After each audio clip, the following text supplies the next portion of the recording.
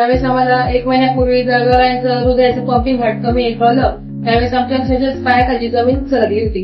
तर पप्पांची आमची जवळ 10-12 वर्षापासून ट्रीटमेंट चालू होती आणि त्या ट्रीटमेंटच्या माध्यमातून आम्ही सरांकडे आलो.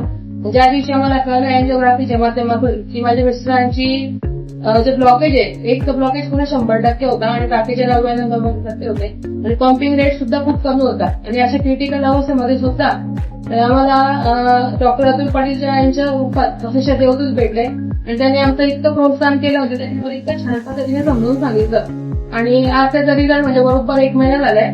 ब्लॉकेज पण छानपैकी निघाले. अँजिओप्लास्टी खूप क्रिटिकल होती तरी सुद्धा सरांनी ती एकदम छान पद्धतीने ती सॉल्व्ह केली आणि आज पंपिंग रेट अक्षरशः 23 वरून 50% आले आणि त्याच्यामुळे त्यांना आम्हाला सतत त्यांच्या फरक जाणवतोय.